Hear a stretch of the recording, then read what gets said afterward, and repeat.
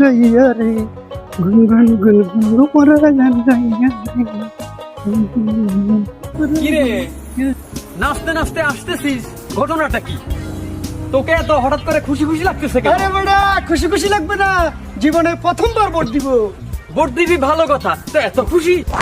আল্লাহ, খুশি হব না কেন? জীবনে প্রথমবারে তো ভোট দিব, আগে তো কখনোই ভোট দিই নাই। এবং আমার ভোটে একজন যোগ্য প্রতিনিধি নির্বাচিত হবে, সে দেশ চালাবে, আমার স্বপ্নের বাংলাদেশ গঠন হবে, তাই আমি খুশি হব না? হ্যাঁ, ভোট দিবি ভালো কথা, তুই কাকে দিবি? আমি লিয়াকত স্যারেরে খুব পছন্দ করি, মানুষ হিসাবে সে খুবই ভালো। ভোটটা আমি দাড়ি ফাল্লায় তারে দিব। হাসলি কেন?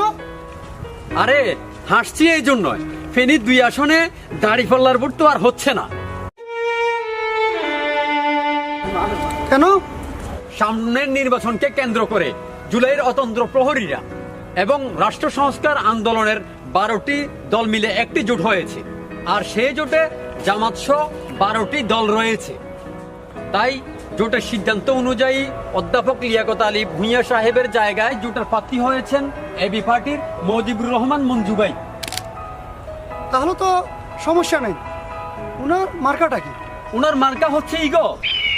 আমি যদি এবি পার্টির মজিবুর রহমান মঞ্জুকে ইগল ফাঁকি মার্কায় ভোট দিই, তাহলে তো জামাতকে ভোট দেওয়া হয়ে যাবে। অবশ্যই, যেহেতু তারা জোটগত সিদ্ধান্ত নিয়েছেন। আমার ভোট আমি দেব সৎ যোগ্য প্রার্থীকে দেব।